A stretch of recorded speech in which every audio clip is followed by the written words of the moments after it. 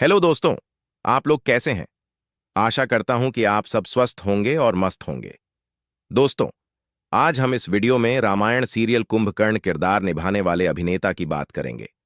दोस्तों, यदि आप अभी तक चैनल को सब्सक्राइब नहीं किया है तो चैनल को सब्सक्राइब करें और वीडियो को लाइक करना ना भूले। चलिए जानते हैं कि कौन है कुंभकर्ण। कुंभकर्ण शायद इस नाम से बहुत से लोग उन्हें न जानते हों, लेकिन कुंभकर्ण के रोल से जरूर पहचान लेंगे।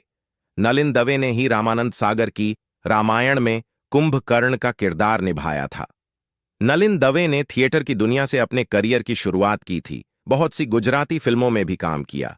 अरविंद त्रिवेदी यानी रामायण के रावण के साथ उन्होंने कई गुजराती फिल्मों में अपना जौहर दिखाया। लेकिन 50 साल की उम्र में ही नलिन दवे का निधन हो गया। 1929 में आई फिल्म आपकी सजा इनके करियर की आखिरी फिल्म थी। इनके जीवन का सबसे अहम और यादगार किरदार कुंभकर्ण के रूप में ही रहा।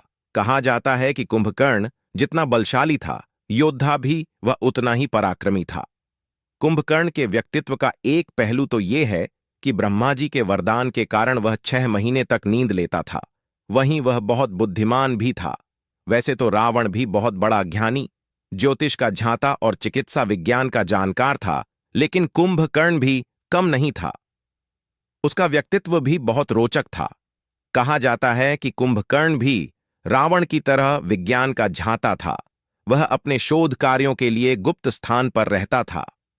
लोगों का मानना है कि वह प्रयोगशाला किसी पहाड़ की गुफा में थी। वहां वह कई बड़े प्रयोग करता था। उसने कई प्रकार के हथियारों का निर्माण किया और राम की सेना के साथ युद्ध में उनका प्रयोग भी किया था। कई शोधकर्ताओं का मानना है कि वह विमान निर्माण का भी झांता था और अक्सर दूर देशों में अपने विमान से ही जाता था। रावण की सेना में उस जमाने के कई अत्याधुनिक हथियार कुंभकर्ण की ही देन थे। उन्हीं से रावण का भारी प्रकोप था और वह लोगों को कष्ट दिया करता था। कुंभकर्ण बहुत बड़ा शोधकर्ता था। जब नींद से जागने के बाद वह शोध कार्यों में जुटता तो कई दिनों तक नहीं सोता था। हालांकि इसकी कसर वह 6 महीनों की नींद से पूरी कर लेता था। कुंभकर्ण की प्रतिभा का अंदाजा इसी बात से लगाया जा सकता है कि जिस पुष्पक विमान का उल्लेख रामायण में किया गया है, उसे रावण के लिए कुंभकर्ण ने ही तैयार किया था।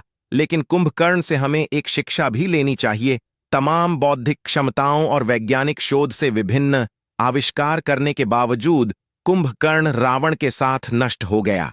यह सब इसलिए हुआ क्योंकि उसने अपनी काबिलियत का गलत इस्तेमाल किया था। विद्वता और बौद्धिकता के साथ जरूरी है कि उसका इस्तेमाल सदैव शुभ कार्यों में ही किया जाए।